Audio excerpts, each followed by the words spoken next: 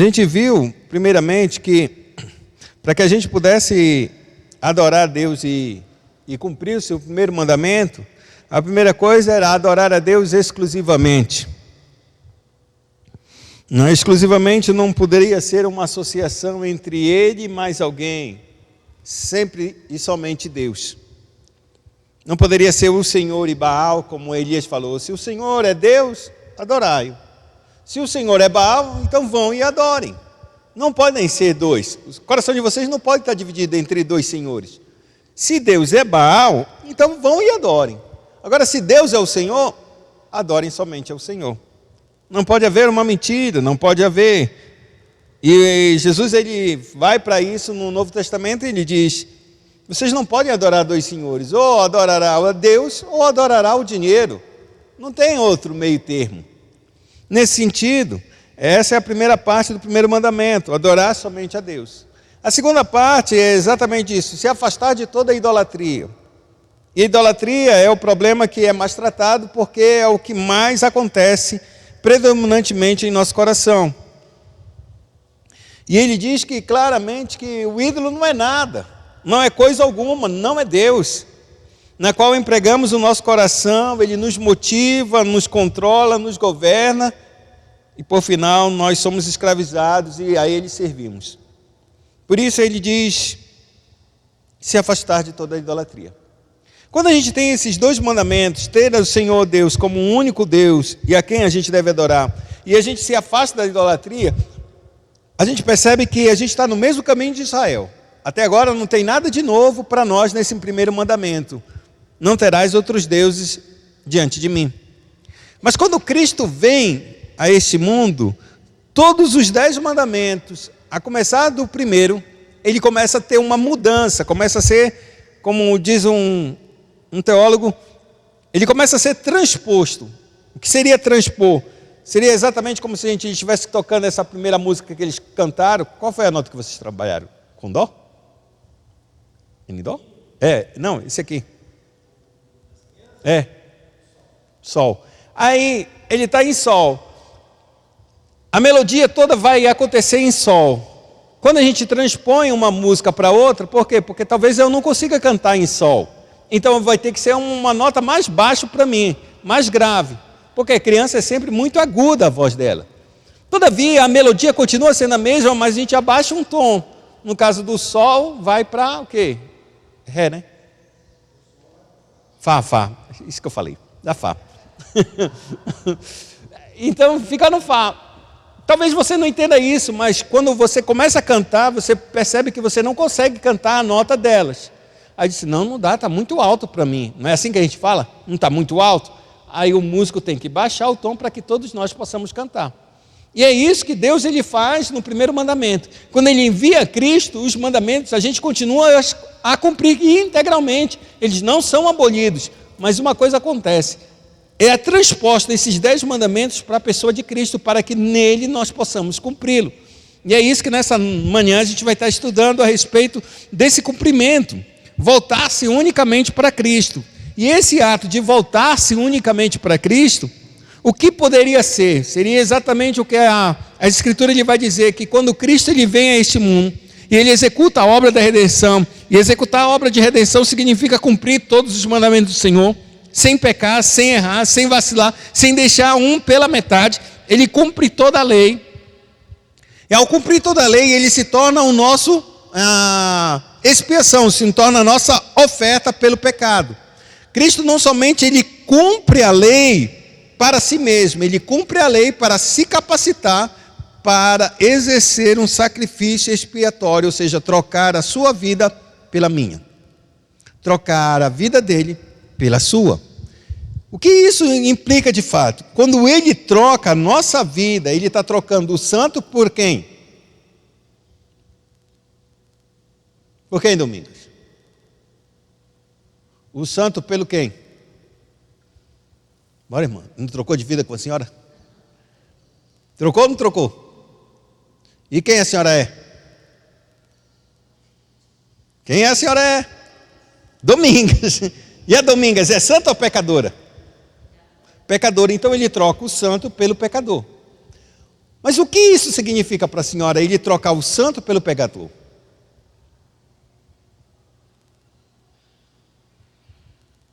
Vai, Domingas. Irmã Leza. O que significa Deus trocar? Cristo toma o seu lugar e a senhora toma o lugar de Cristo. O que significa isso?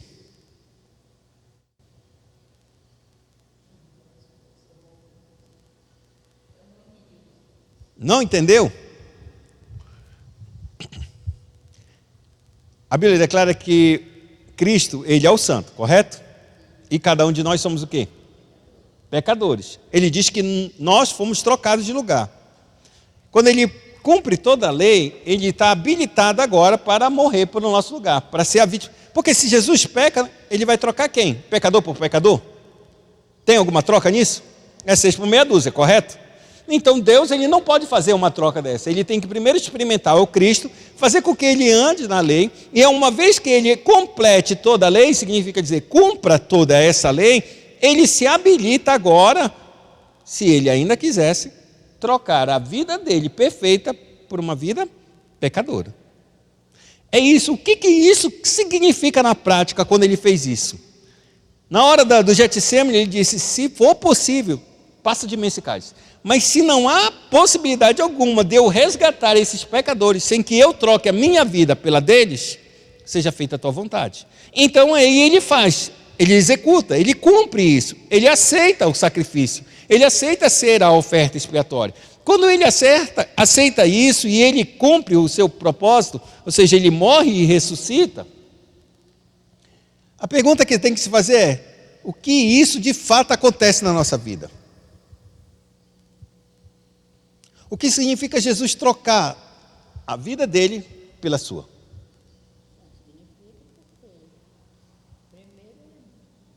Ele é muito bom isso. Não, mas o que significa isso na prática na sua vida? Na minha vida significa que ele é tudo para mim. Manicinha, vamos lá, socorre a irmã Leisa. Ele fez um sacrifício, para mim significa muito amor. Tá, mas o que significa na prática para a sua vida de trocar a sua vida santa pela sua vida pecadora? Significa que eu tenho que obedecer e andar e entender esse amor. Ser grato por esse amor. A senhora ainda peca? Pego. O que significa essa vida trocada com a senhora? Tá, mas a senhora ainda peca? Então, o que significa essa vida? Porque olha só, presta só atenção. Ele trocou, todo mundo concorda comigo, correto? Ele trocou. Se eu ainda peco, olha lá, Derrans, me diz uma coisa. Quando tu erras e falhas e peca e entristece o Espírito Santo, a tua tendência é se aproximar de Deus ou se afastar de Deus? Não entendi.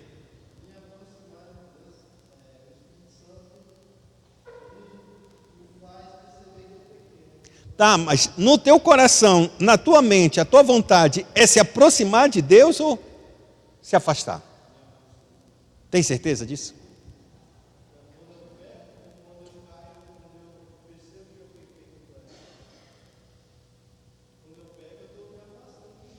Muito bem, mas esse teu sentimento, não estou dizendo que tu não vai te aproximar, mas o teu sentimento inato no teu coração não é dizer que se eu sou a pior pessoa do mundo, eu não devo viver para Deus. Não é assim que nosso pensamento? A tendência nossa é nos afastar de Deus.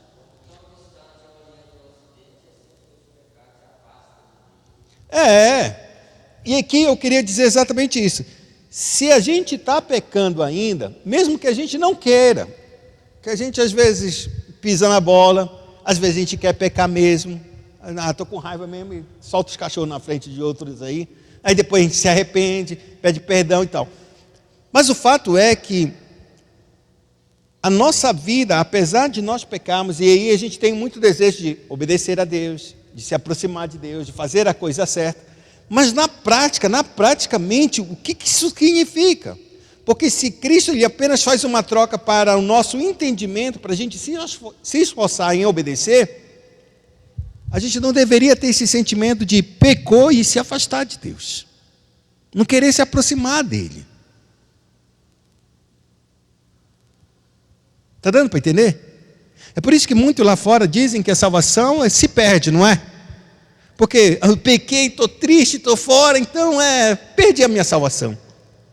E que culpa tem no nosso coração quando carrega um tipo de sentimento como esse? Porque a gente tem que estar sempre perfeito nesse sentido, é ou não é? Sempre certinho, sempre no fio, sempre na linha, sempre no prumo.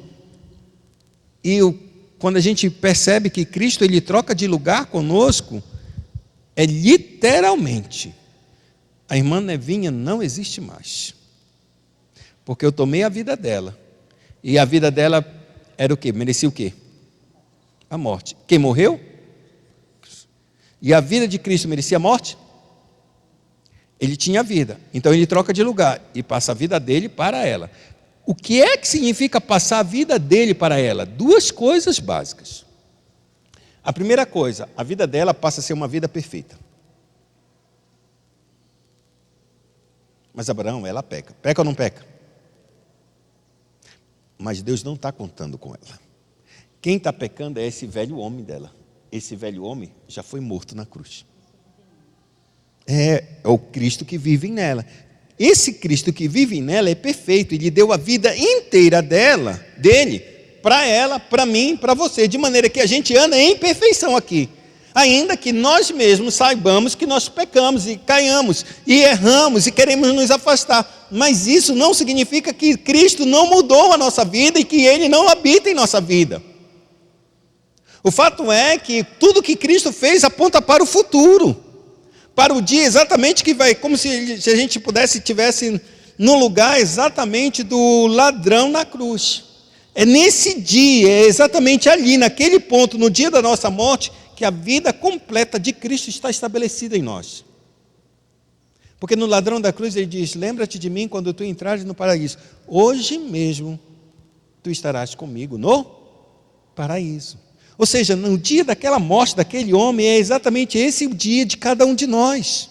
Quando Cristo entrou na nossa vida, Ele trocou, só que nós ainda não estamos lá na cruz, entre aspas, mas já estamos, porque a Bíblia é clara que todo aquele que foi batizado em Cristo, está o quê?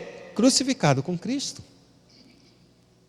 Se você foi batizado com Cristo, você foi batizado na sua morte, ou seja, na cruz. É você exatamente aquele ladrão na cruz que está crucificado. Que aquela condenação que cai sobre a minha vida e sobre a sua vida, você está morto, não tem mais possibilidade alguma de pecar. Acabou. Os teus pecados ali recebeu a justa recompensa, a morte. Só que essa morte vem sobre Cristo e não sobre você. Por isso, a vida dele toda que a gente caminha aqui, é uma vida que Deus olha para Cristo em nós. E essa vida que está em nós agora, ela é uma vida perfeita, ela não peca. Porque o Cristo não peca. E quem é que peca? Sou eu, é você. Mas o Cristo que habita em mim, o Espírito que habita em mim, não peca. Isso parece estranho e parece ao mesmo tempo loucura, mas o que Deus está falando é que Ele está apontando para um futuro para nós. Que enquanto a gente está andando aqui nesse corpo de carne e que ainda está pecando, muita gente não consegue perceber que Cristo está em nós. Consegue perceber? Ô Luzia, estou vendo aí Cristo bem aí, hein? Tu balançou aqui, eu consegui ver Cristo. Não existe isso. Nunca vai existir. Assim como Deus que estava encarnado, as pessoas não conseguiam ver o Cristo, assim também nós estamos aqui diante da sua presença. Não conseguimos ver o Cristo que está em nós. Para que nós pudéssemos ver o Cristo que estava, ou melhor dizendo, o Deus que estava em Cristo, a gente precisava ter os olhos da fé. Se a gente não tivesse olhos de fé para contemplar o Senhor, de forma alguma, a gente poderia ver o Senhor. Então, dentro do primeiro mandamento, quando Deus nos dá o Cristo, é nele e em todos os outros mandamentos que a gente passa a cumpri-lo. Porque em Cristo nunca erra, nunca falha, nunca peca. E se Ele cumpriu todos os mandamentos e é Ele que vive em mim, a partir de então, todos os mandamentos passam a ser cumpridos por mim. Que hoje e agora, todo aquele que crê em Cristo, ele anseia cumprir esses mandamentos. Todavia, o poder de ser executados não está nele. É por isso que ele aponta sempre para o futuro. A gente não tem perfeição de cumprir todos os 10 mandamentos. Mas o Cristo que os cumpriu e que está em nós, é esse que cumpre em nosso favor, em nosso lugar, porque nós estamos o quê? Mortos, crucificados junto com Cristo. E a única coisa que Deus nos deu é a capacidade de aspirar, de ansiar e desejar as coisas de Deus. Desejar a caminhar com Deus, a viver com Deus, a cumprir esse mandamento, a tentar de todas as formas e nos esforçar, não como mérito para conseguirmos alguma aprovação da parte de Deus, alguma obra, de que maneira que a gente pudesse dizer, olha, meu filho muito bom, toma uma estrelinha para você, toma um boto, como se fosse um escoteiro que consegue fazer uma determinada obra e ele consegue ganhar uma medalhazinha. Não é desse jeito.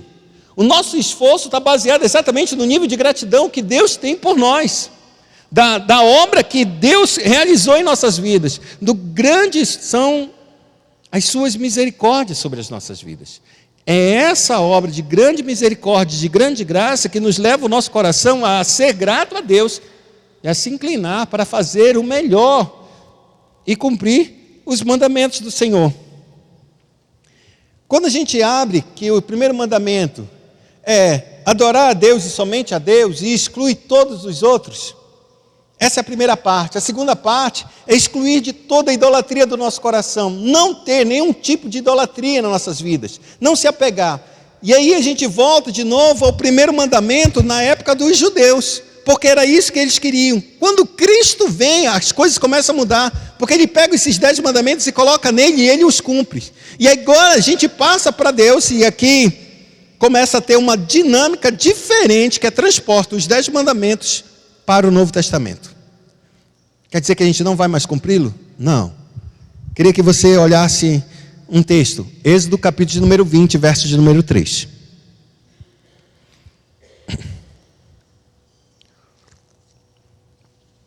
E outra pessoa, abra o livro de Mateus, capítulo 17, verso de número 5. Êxodo 20, número 3, verso 3. E outros abram Mateus, capítulo 17, verso 5, perdão.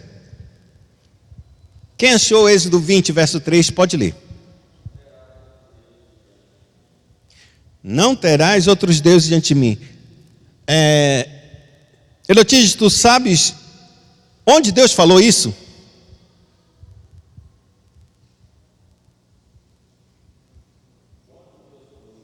Onde?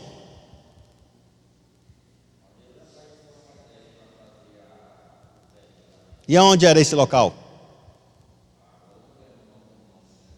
Olha, Monte Sinai. Esses são os 2 montes de revelação. O primeiro monte é o Monte Sinai, onde Deus entregou as leis.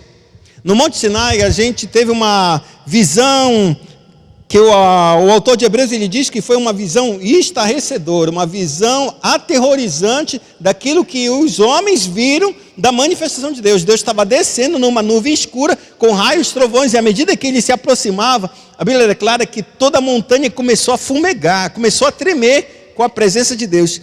Essa visão foi tão terrível para o povo que estava vendo e que haviam se separado, por Deus tinha dado uma ordem que eles deveriam se separar por 3 dias, ficarem limpos, santificados, não tocar, não ter relações sexuais para se encontrar com Deus. Quando chegam no 3º dia e eles veem Deus descendo, a Bíblia declara que Deus começou a falar e ele começou a pronunciar os 10 mandamentos. Ao terminar os 10 mandamentos, o povo começou a voltar para trás, a recuar, porque Deus disse para o povo vir e deixou uma linha para que eles pudessem ir até essa parte. Quando Deus começou a descer e o monte começou a tremer e eles sentiram a presença de Deus de uma maneira não somente sensorial, mas eles viram a glória de Deus de uma maneira muito terrível, como se eles estivessem ainda que eu seja meio ruim, mas numa cena de terror, porque era isso que era. Apesar da gente se assombrar com algumas coisas da natureza, tipo ondas gigantes que o pessoal surfa, 50 metros de altura e tal, ou um tsunami gigantesco, ou um terremoto, a gente olha para essas imagens da natureza, da força da natureza, e a gente se impressiona. Ao mesmo tempo, a gente tem um pavor se a gente estiver no meio delas. Tipo, ninguém quer passar por um terremoto. A gente se assusta com o poder dele. A gente se maravilha com um furacão, desde que ele não toque na terra e não alcance ninguém. Mas quando a gente olha a força e o poder de um furacão, de um tornado que sai devastando tudo, a única coisa que a gente quer é não estar ali naquele dia em que ele passe.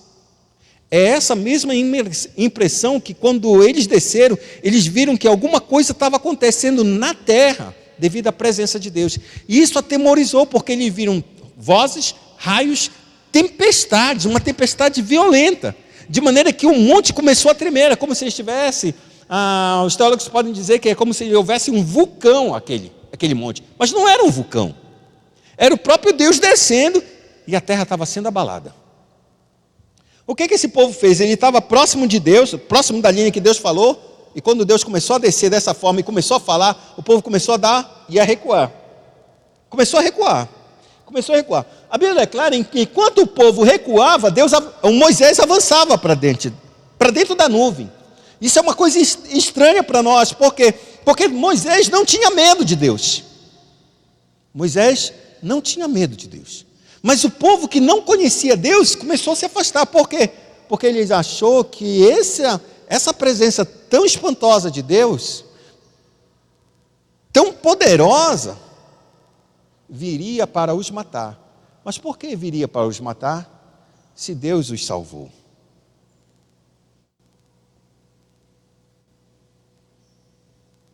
Porque o povo recua enquanto Moisés avança. A mesma imagem que eles estão vendo, Moisés está vendo.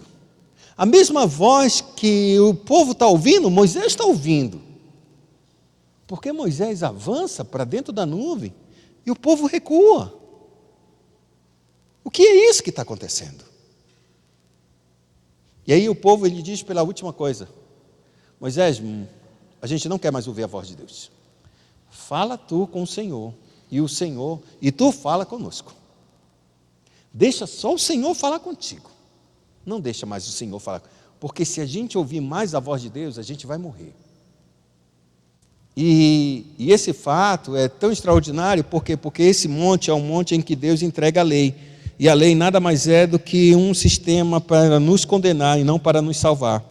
Porque a lei vai apontar o propósito único de que, como um homem não consegue cumprir os mandamentos, ele vai precisar de um mediador, ele vai precisar de um intercessor, ele vai precisar de um sacrifício. E ao fazer isso, é isso que se mostra no primeiro, em Êxodo capítulo número 20, verso 3. Mas quando a gente começa a ir para Mateus, quando Cristo ele encarna, a partir da encarnação de Cristo, as coisas começam a mudar.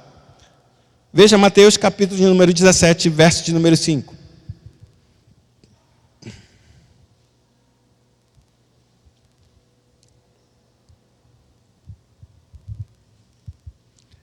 Quem achou pode ler. Mateus 17, verso de número 5.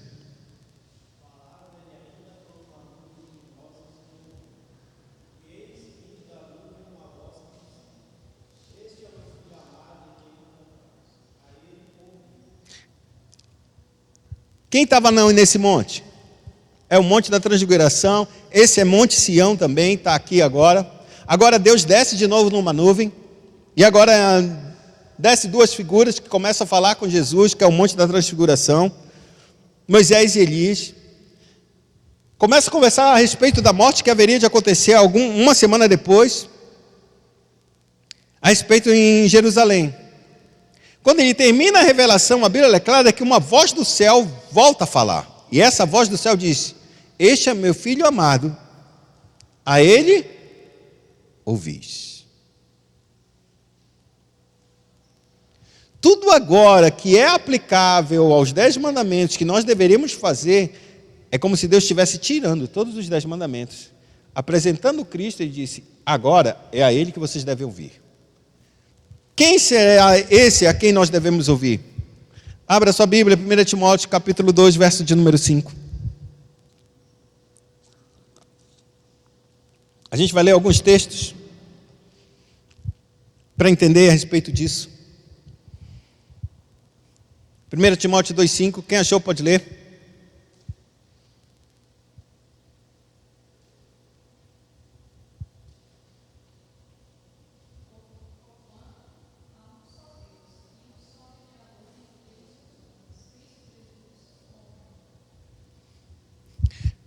Lembra da história de Moisés que eu acabei de contar? O povo estava retrocedendo, enquanto Moisés estava avançando. O povo de longe disse: Deus, fala com Moisés, deixa Moisés, Deus falar contigo e tu fala conosco. Moisés se torna o primeiro mediador que a gente poderia dizer. Só que, em vez de Moisés trazer esse povo, ele não consegue trazer o povo. Mas ele vai sozinho. Ele não é um mediador perfeito. Porque o mediador perfeito deveria pegar a mão do povo e trazer junto com ele para onde ele está. No lugar exatamente onde ele se encontra. Só que Moisés não consegue fazer isso. Por quê? Porque Moisés não tem esse poder de transformar o coração humano.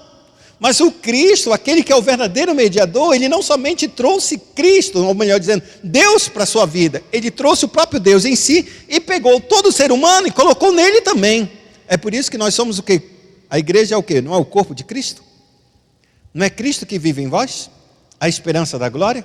Não é Cristo que vive em mim e eu estou morto para o mundo? E a vida que eu tenho agora, que eu vivo nessa carne, eu vivo para a glória de Deus, na pessoa do seu Filho, Cristo Jesus? O Cristo, o mediador, ele traz não somente Deus para a terra, mas ele traz o homem para se encontrar com o próprio Deus nele próprio. Por isso que tudo que nós fazemos é em Cristo. Se nós oramos, é em Cristo. Se nós amamos a Deus, é porque Deus nos amou primeiro em Cristo. Se Deus tem amor por nós, não é por mim, não é por você. Não pense que Deus te ama. Ele não te ama. Mas a Escritura diz que Ele ama. Não. Ele ama o Filho dele. E quem está no Filho dele? O amor de Deus é em Cristo. E se eu estou em Cristo e você está em Cristo, somos amados por Deus. Mas todo aquele que não está em Cristo, está sob o ódio de Deus, está sob a ira de Deus. Tudo que acontece na nossa vida, a partir de então, tudo está em Cristo. Nada fora dele. Quando a gente faz alguma coisa, a gente faz para Cristo. Quando a gente nos motiva para fazer alguma coisa, a gente faz por Cristo.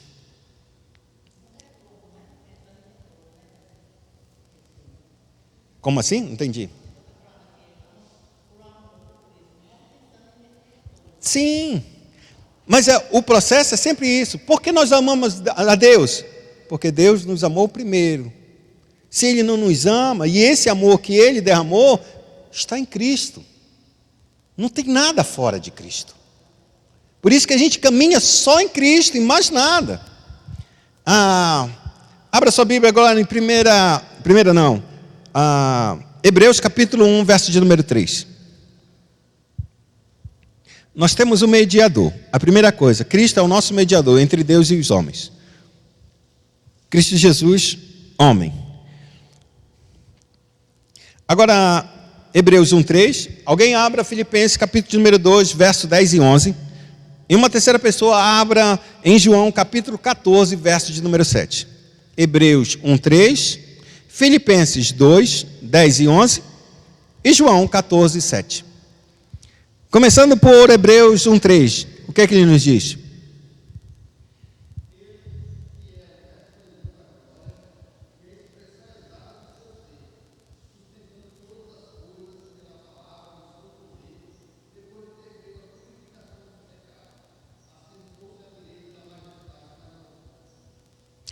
Quando ele traz a revelação, ele que é o resplendor da sua glória, a expressão exata do seu ser, o que o autor de Hebreus está dizendo a respeito de Cristo?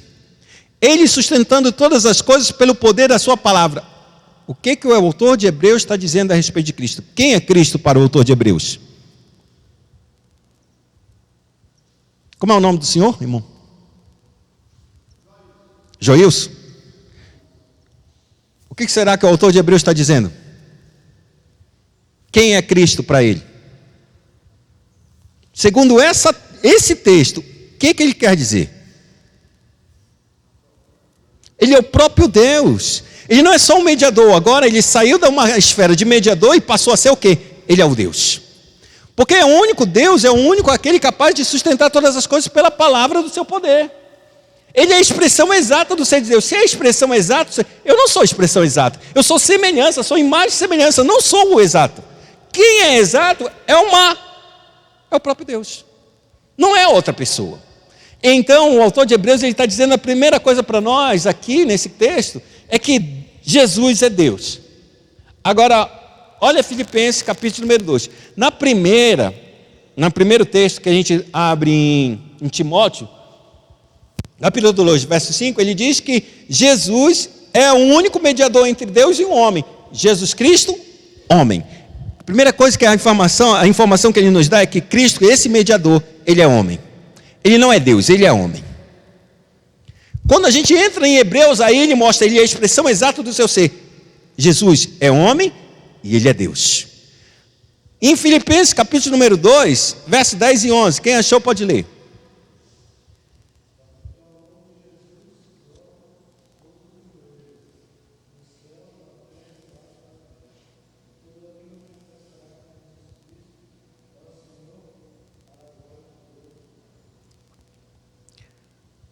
Agora, o que o autor, no caso o apóstolo Paulo, ele está dizendo a respeito de Cristo? No primeiro texto ele diz que ele é homem. No segundo texto ele diz que ele é Deus. No terceiro texto agora que a gente está lendo, ele diz que todo joelho vai se dobrar e toda língua vai confessar que Jesus Cristo é o Senhor para a glória de Deus Pai. O que o autor, no caso Paulo, está exigindo das pessoas? O que se exige dele? De cada um de nós? Em relação a Cristo. Não é esse o texto que ele não está dizendo que é Salvador. O que é que ele exige de cada um de nós aí? O que é o ato de se prostrar? Todo joelho vai se dobrar e toda língua vai confessar para a glória de Deus que Ele é o Senhor. O que significa isso? Que estado é esse? Adoração. Ele é homem, Cristo é homem. No segundo texto, Cristo é Deus. Se Ele é Deus, Ele é digno de quê? De adoração. É isso que o apóstolo Paulo está dizendo. Vocês vão se prostrar e vocês vão adorar. Vocês vão reconhecer que Ele é o Senhor. Para que glória de quem? Para a glória de Deus Pai. Por que para a glória de Deus Pai? Porque o Pai disse a Ele, vocês ouçam. Por isso que quando a gente adora o Cristo, a gente adora a Deus. Agora, vamos para o último texto. João capítulo 14, verso de número 7.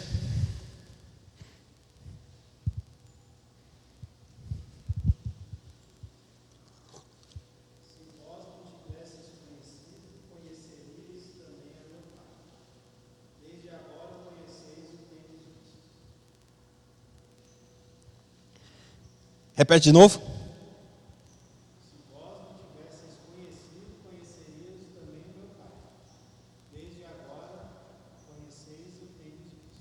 O primeiro texto diz que Jesus é o mediador e Ele é o homem.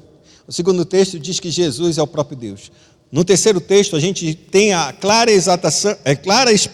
ordem dizendo, adora a Ele. O último texto, que é esse de João, ele vai dizer alguma coisa interessante. A respeito de uma pergunta que Filipe, se eu não me engano, acho que é Filipe, pergunta para Jesus, Senhor, nós não sabemos para onde vai. Qual é então o caminho? A gente não sabe qual é esse caminho que o Senhor vai. E aí Jesus vai dizer, eu sou o caminho, a verdade e a vida. Ninguém vem ao Pai. O Pai estava nele. Ninguém vem ao Pai, se não for por mim. E aí ele diz uma coisa, verso de número 7. Se vocês tivessem me conhecido, conheceriam meu Pai, Deus. Mas desde já, vocês já o conhecem e têm conhecido. Por que eles conhecem e têm conhecido? Porque estavam caminhando com Cristo, eles começaram a conhecer Cristo. E à medida que eles começam a conhecer a Cristo, começam a conhecer também o próprio Deus. Porque Cristo é a expressão exata do ser de Deus. Tudo que Cristo faz, Ele não faz nada que não seja o que o próprio Deus faz ou ordenou Ele a fazer. Porque como a própria palavra diz, tudo quanto o Pai faz, deu também autoridade para o Filho fazer. Quando eu falo, a minha palavra não é minha, mas é do Pai. Quando eu julgo, eu não julgo por causa da minha vontade, nem do meu querer, mas eu julgo segundo a reta justiça, que o Pai, que ninguém julga, mas deu toda a autoridade para o Filho julgar. O que eu estou querendo dizer nesse texto? Se os 10 mandamentos eram para a gente adorar a Deus em Cristo Jesus, essa mudança começa a acontecer nele, de maneira que tudo que a gente vai fazer agora é para Cristo, e assim a gente vai cumprir os 10 mandamentos. Em princípio, logo o primeiro mandamento: não terás outros deuses diante de mim. Logo, se você não conhece a Deus em Cristo, então você não conhece Deus de fato. Não há possibilidade alguma nesse mundo de qualquer criatura, qualquer ser humano, conhecer a Deus longe de Cristo. Para que nós conheçamos a Deus, devemos conhecer a Cristo. Se nós não conhecemos a Cristo, não conhecemos a Deus. Pode falar.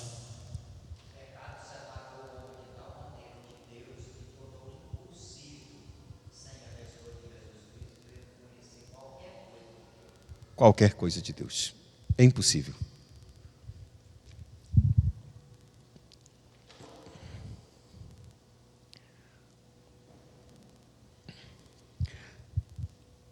Um livro que eu tenho trabalhado em cima dele, que é o livro de Kevin D. Young, ele fala sobre os 10 mandamentos. É um livro especificamente sobre os 10 mandamentos, a respeito de como a gente deve cuidar, zelar e cumpri-los. Ele diz assim: o primeiro mandamento não pode ser obedecido adequadamente, a não ser que adoremos o único que nos mostra o verdadeiro Deus.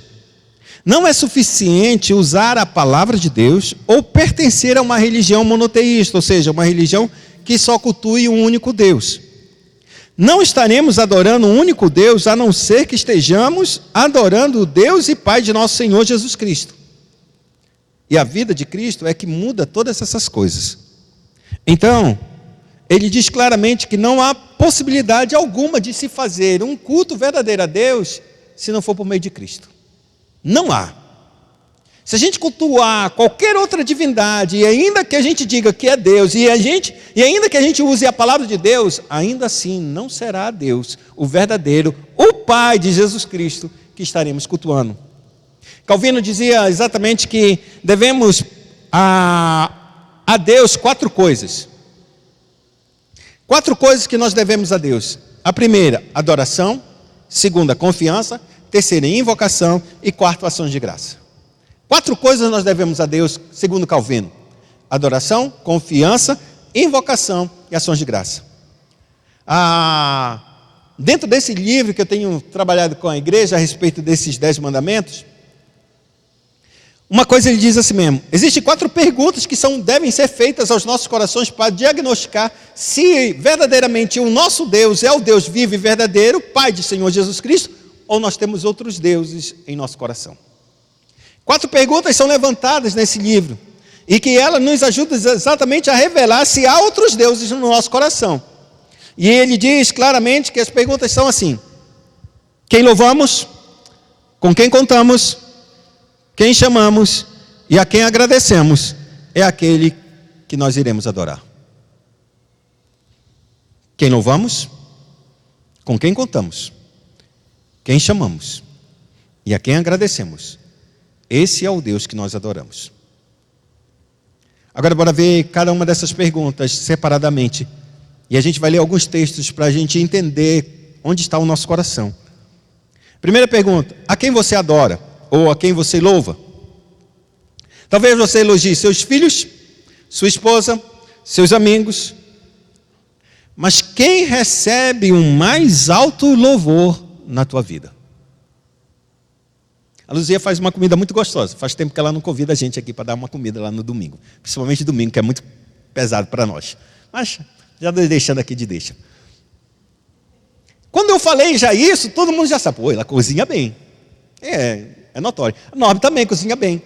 Leza, Domingas, Nicinha, irmã Nevinha.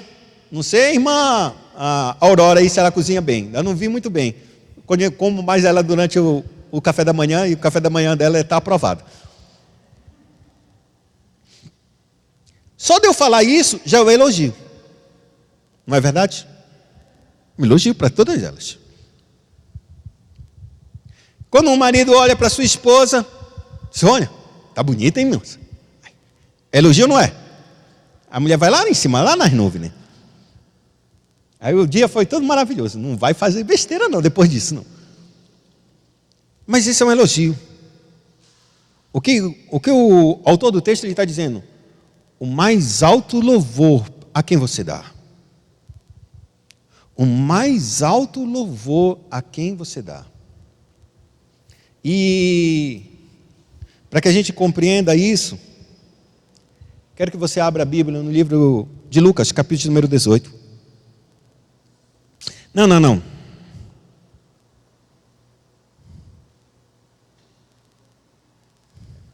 Vamos ver Gênesis, capítulo número 19. Porque senão vai demorar muito, eu não... Separei alguns textos, mas eu preferi trabalhar com esses. Eu quero que você pegue ali, Gênesis capítulo 19, e vamos ler só um verso de Isaías 29, verso 13. Primeiro abra Isaías 29, verso 13.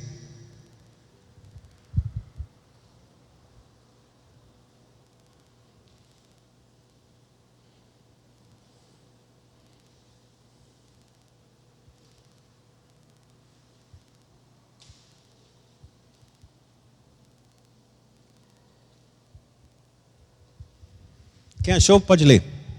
29, 13. Isaías.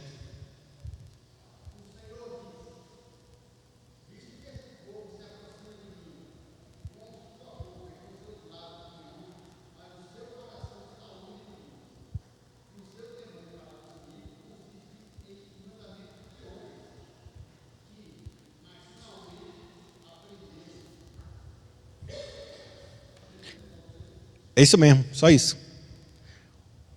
O profeta ele está dizendo uma acusação clara a respeito do povo de Israel, que é essa mesma acusação Cristo vai fazer no Novo Testamento a respeito dos fariseus.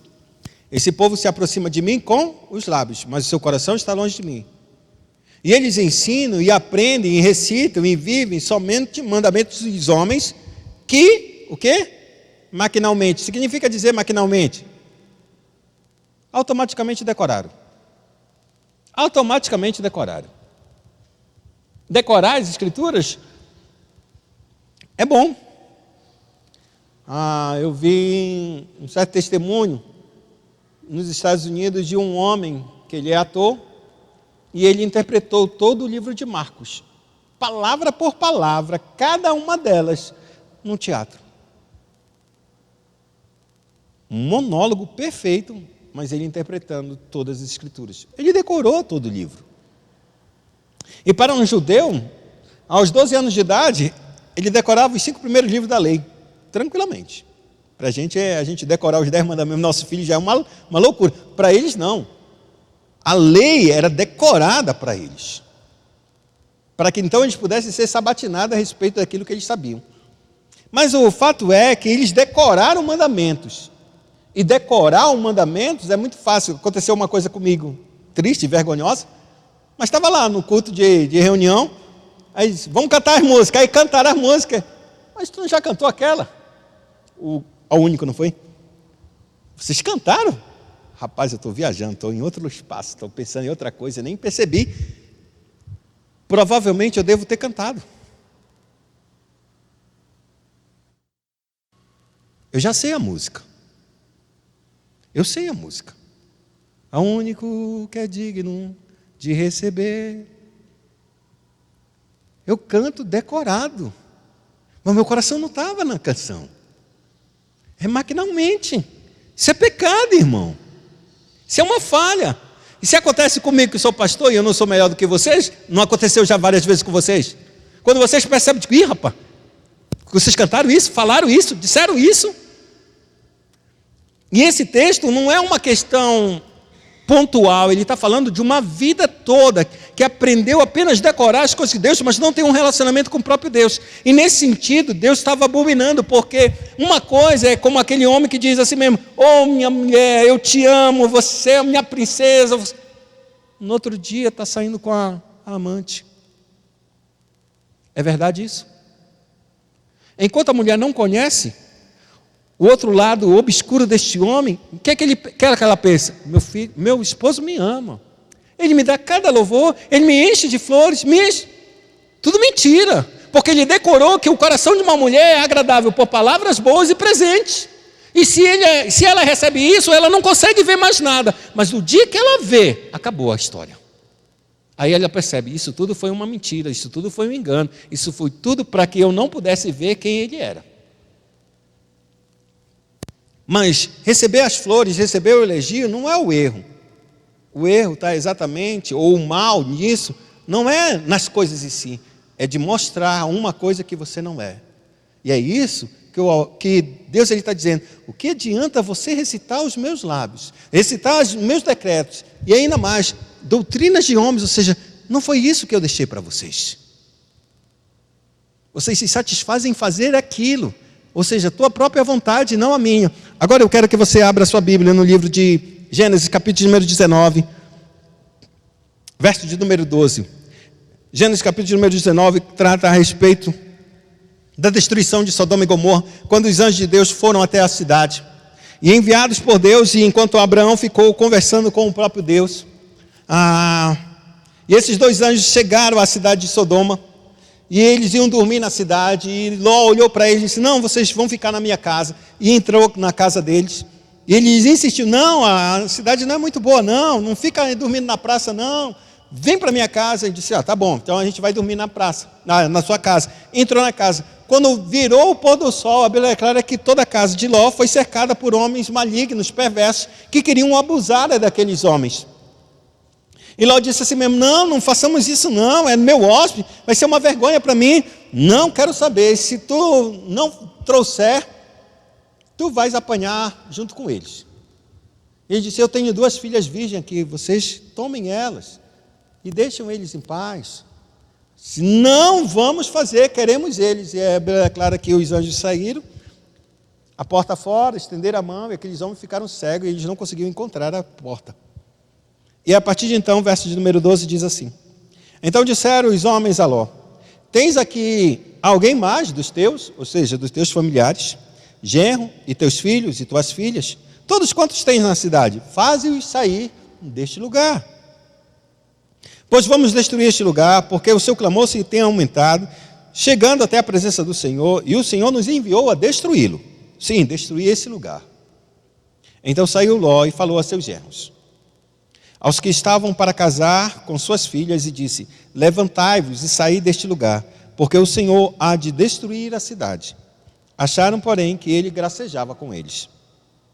Ao amanhecer, apertaram os anjos com Ló, dizendo, levanta-te, toma tua mulher e tuas 2 filhas, que aqui se encontram, para que não pereçam no castigo da cidade. Como, porém, se demorassem, pegaram-no os homens pela mão, a ele, a sua mulher e as 2 filhas, sendo-lhe o Senhor misericordioso, e o tiraram, e o puseram fora da cidade. Havendo-os levado fora, disse um deles, livra-te, salva a tua vida. Não olhes para trás, nem pares em toda a campina. Foge para o monte, para que não pereças. Respondeu Ló, assim não, meu senhor. Eis que o teu servo achou mercê diante de ti, e engrandecestes a tua misericórdia que me mostraste, salvando-me a vida. Não posso escapar no monte, pois receio que o mal me apanhe, e eu morra. Eis aí uma cidade perto para a qual eu posso fugir, e é pequena. Permite que eu fuja para lá. Porventura não é pequena? E nela viverá a minha alma. Disse-lhe, quanto a isso estou de acordo. Para não subverter a cidade que acabas de falar, apressa-te, refugia-te nela, pois nada posso fazer enquanto não tiveres chegado lá, porque por isso se chamou Zoar o nome da cidade. Saiu o sol sobre a terra, quando Ló entrou em Zoar. Então fez o Senhor chover enxofre e fogo da parte do Senhor sobre Sodoma e Gomorra. E subverteu aquelas cidades, e toda a campina, e todos os moradores das cidades, e o que nascia da terra. E a mulher de Ló olhou para trás e converteu-se numa estátua de sol. tendo-se Abraão levantado de madrugada, foi para o lugar onde estivera na presença do Senhor, e olhou para Sodoma e Gomorra, e para toda a terra da campina, e viu que da terra subia fumaça, como a fumaça de uma fornalha. Ao tempo que destruía as cidades da campina, lembrou-se Deus de Abraão, e tirou Ló do meio das ruínas, quando subverteu as cidades que Ló habitara. Por que eu estou usando esse texto?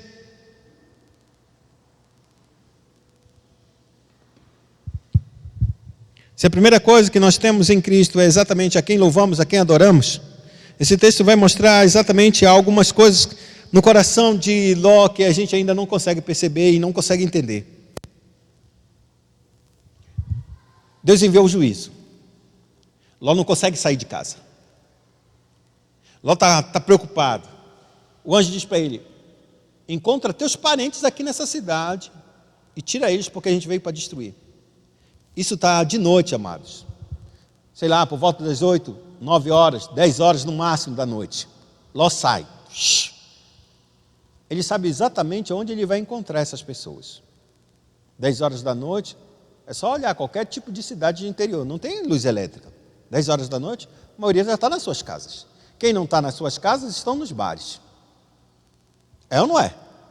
É simples, no interior é a mesma coisa. Se não está deitado na sua casa é porque está no bar. E o bar sempre tem luz de vela. Não importa se não tem luz elétrica, ele vai ter um jeito de colocar a luz lá, a lamparina dele, para tocar. O que Ló faz? Ele sai correndo. A Bíblia é clara que eles entrou nos lugares e os homens disseram: tu deve estar aí brincando. Tu deve estar aí como se fosse um bêbado. Não vai acontecer nada disso, não. A Bíblia é clara que ele não conseguiu convencer os seus genros, os homens que haveriam de casar com as suas filhas. Ele volta. A madrugada está subindo, está avançando, que ele não sabe mais o que fazer. Nem ele, nem a mulher, nem suas duas filhas não conseguem sair de casa. Já é alta madrugada, está avançando o dia, a amanhecer. E a amanhecer ia ser destruída a cidade.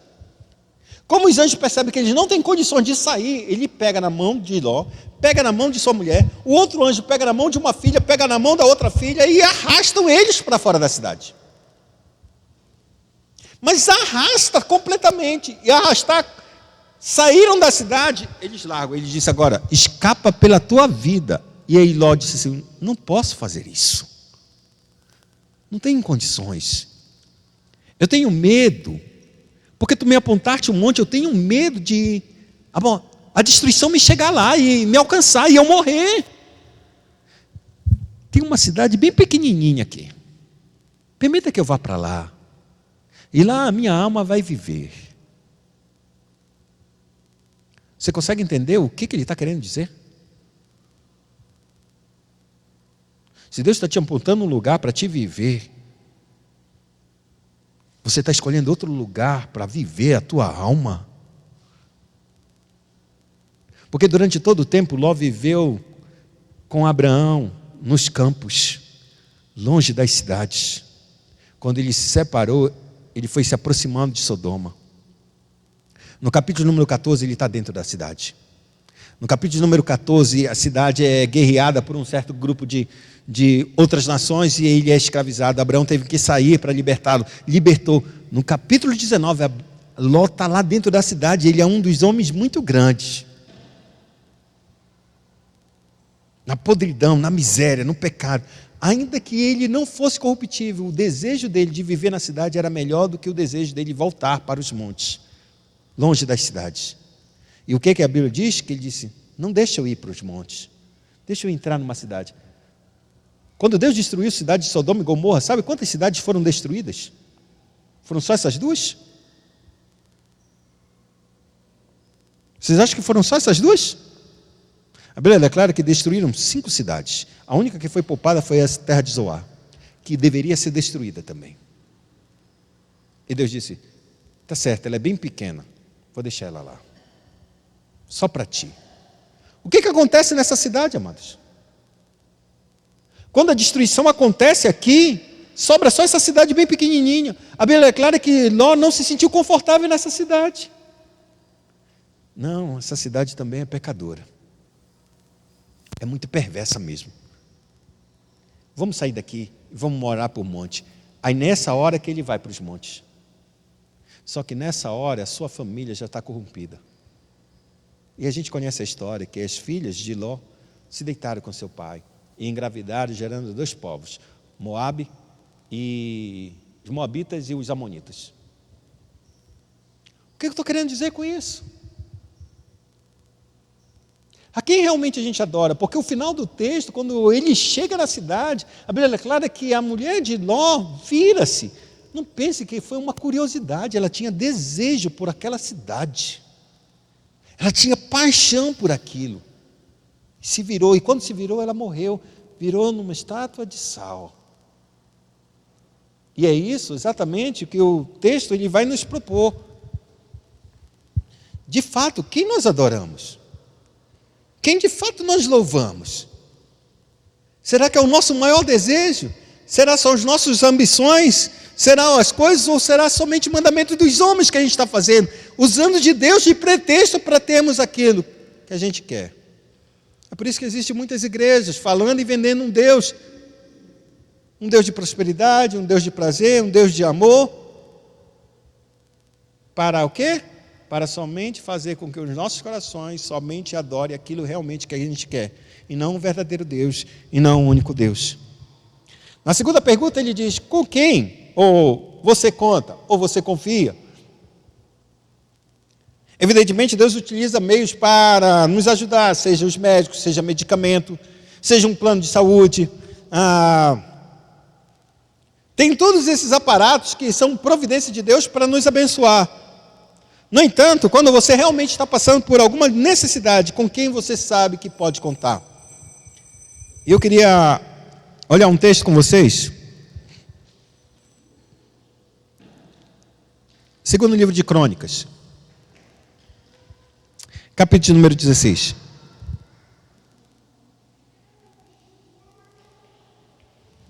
Segundo livro de Crônicas, capítulo número 16.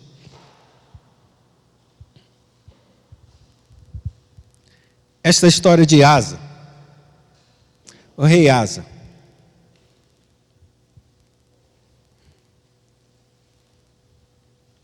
A Bíblia declara que ele começa, a história do rei Asa começa no capítulo número 14. Ele sobe ao trono de Davi, ele começa a servir ao Senhor e começa a andar nos caminhos do rei Davi.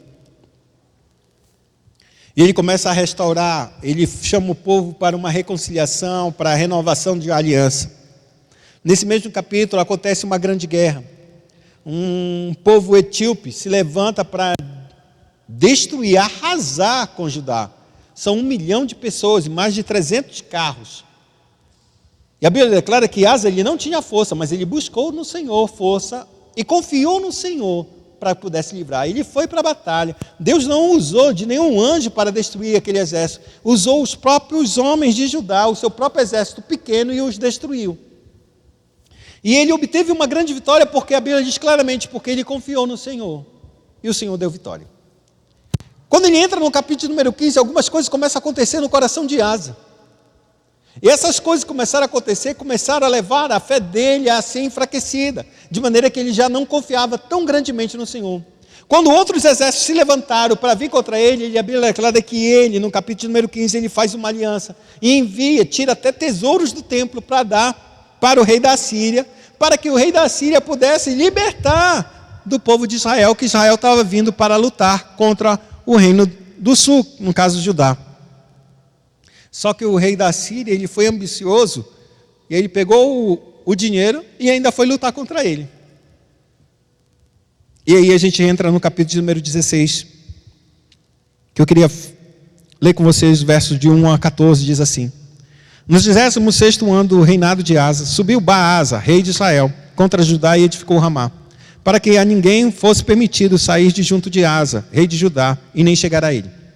Então Asa tomou o prata e ouro dos tesouros da casa do Senhor e dos tesouros da casa do rei, e enviou servos a Ben-Hadad, rei da Síria, que habitava na região de Damasco, dizendo: Haja aliança entre mim e ti, como houve entre meu pai e teu pai. Eis que te mando prata e ouro, e vai e anula a tua aliança com Baasa, rei de Israel, para que se retire de mim. Ben-Hadad deu ouvidos ao rei Asa, e enviou capitães dos seus exércitos contra as cidades de Israel, e feriu a Ijon, Adã, Abel, Maim, e todas as cidades armazéns de Naftali. Ouvindo isso, Baasa deixou de edificar a Ramá, e não continuou a sua obra. Então o rei Asa tomou todo o Judá, e trouxeram as pedras de Ramá, a madeira com que Baasa edificara. Com elas edificou Asa e a Geba, e a Mispa. Naquele tempo veio Anani a Asa, rei de Judá, e lhe disse: esse é um profeta. Porquanto confiaste no rei da Síria e não confiaste no Senhor, teu Deus, o exército do rei da Síria escapou das tuas mãos. Acaso não foram os etíopes, os líbios, grande exército, com muitíssimos carros e cavaleiros? Porém tu, tendo confiado no Senhor, ele os entregou nas tuas mãos. Porque quanto ao Senhor, seus olhos passam por toda a terra, para mostrar-se forte para com aqueles cujo coração é totalmente dele, e nisto procedeste loucamente. Por isso, desde agora haverá guerras contra ti. Porém Asa se indignou contra o vidente e o lançou no cárcere e no tronco, porque se enfurecera contra ele por causa disso. Na mesma ocasião, oprimiu Asa alguns do povo. Como se dá a morte desse homem? Eis que os mais atos de Asa, tanto os primeiros como os últimos, estão escritos nos livros dos reis de Israel e de Judá. No 39º ano do seu reinado, caiu Asa doente dos pés. A sua doença era em extremo grave. Contudo, na sua enfermidade não recorreu ao Senhor, mas confiou nos médicos. Descansou Asa com seus pais. Morreu no 41º ano do seu reinado. Ele começa confiando no Senhor por uma luta muito grande e o Senhor dá vitória. Agora um grupo bem menor, ele não consegue confiar no Senhor e ele envia dinheiro para que aquele rei pudesse romper sua aliança e vencer. E aquele rei rompe a aliança e vence seus inimigos. Só que isso ofende o Senhor e faz com que o Senhor envie um profeta e diga para Asa, disse: o que tu fizeste loucamente. Porque o exército, lembra do exército dos etíopes? Lembra dos exércitos dos líbios? Que eram infinitamente maior do que os exércitos que vieram contra ti agora. E tu confiaste no Senhor e o Senhor te deu vitória, porque os olhos do Senhor passam sobre toda a terra para se mostrar forte para aqueles que confiam no Senhor integralmente. Nisso tu procedeste loucamente. A partir de hoje, sempre haverá guerra. E o rei da Síria, que eu ia deixar nas tuas mãos, agora ele vai te atormentar. Era mais ou menos isso que Deus estava dizendo. Sabe o que Asa faz? Ele ouve o profeta e prende o profeta. Coloca ele num tronco.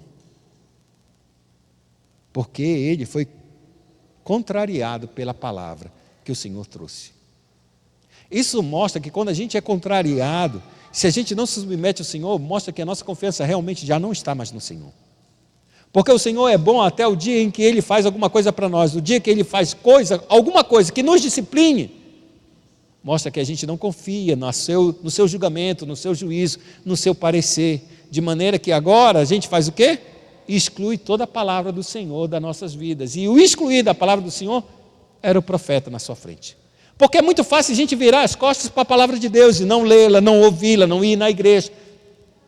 Mas alguém que está diante de nós, que é a própria palavra, ou seja, um irmão fiel, que caminha com o Senhor, ela é um registro claro de que nossa conduta está errada.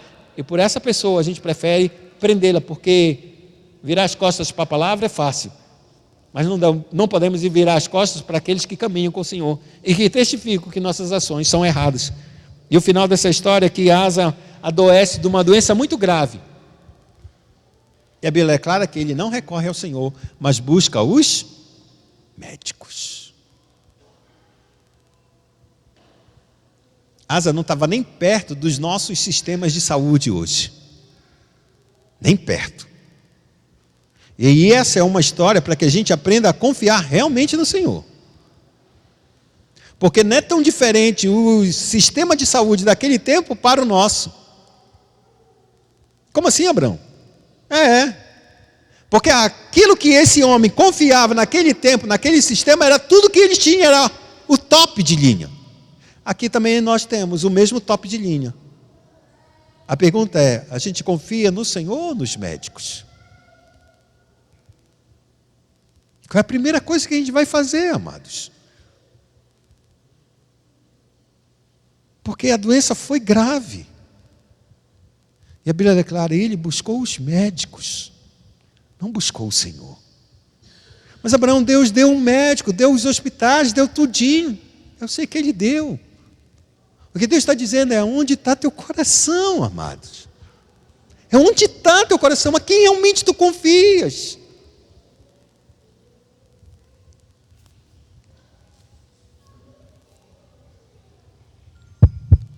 Então, ele diz, o terceiro, a quem nós invocamos ou a quem nós chamamos, onde você procura respostas, para onde você se dirige a fim de encontrar propósito e alegria. Será que é para a comida, nas tuas ansiedades? Será que é para o trabalho, em busca de mais dinheiro? Será para a televisão, celular? Ou para o Deus do universo? Ou seja, a quem você chama, a quem você invoca, a quem realmente está todo o teu prazer, nas situações difíceis, a quem você abre-se para estar. Será que é com Deus? Será que é num restaurante? Será que é fazendo uma comida? Será que é roendo unhas? A gente tem que aprender a invocar o Senhor e a chamar o Senhor e a se deleitar no Senhor. E a quarta e última pergunta, ele diz, a quem você agradece? De onde vêm os bons dias? Quem fez as árvores, as estrelas e aquele pequeno bebê murmurando? A quem você agradece? Ou seja, de todas as coisas boas que Deus nos dá, pode ser essas mesmas coisas boas que levam o nosso coração para longe dele. E infelizmente são as bênçãos de Deus, e não são as coisas ruins que nos acontecem, mas são infelizmente a grande parte, a maioria das vezes, as grandes bênçãos do Senhor corrompem o nosso coração, não porque elas corrompem, porque o nosso coração se deixou se envaidecer por essas coisas. E achou que a bênção era melhor do que o abençoador. Oremos ao Senhor. Na próxima semana a gente começa o segundo mandamento. Não farás para ti imagem de escultura. Oremos. Precioso Deus e Pai Celestial, te agradecemos, Senhor, nesta manhã, por tua bondade, por tua graça e misericórdia. Que por meio dessas perguntas, Senhor, a Deus eterno, a gente possa sempre estar esquadrinhando o nosso coração, verificando verdadeiramente quem nós estamos louvando, com quem nós contamos, com quem chamamos e a quem agradecemos, para que a cada uma dessas perguntas, que seja essa resposta única e somente o Cristo de Deus, o Senhor Jesus, para que a gente saiba que a gente somente adora a Ele. Mas se porventura alguma dessas perguntas, nosso coração cede para um lado ou para o outro, para a esquerda ou para a direita, Senhor, que o Senhor tenha misericórdia e faça, Senhor, o nosso coração voltar-se somente para o Senhor, para o Teu Cristo, o Deus vivo e verdadeiro. Oramos no Teu nome, pedimos a Tua bênção, hoje e sempre. Amém. Decide.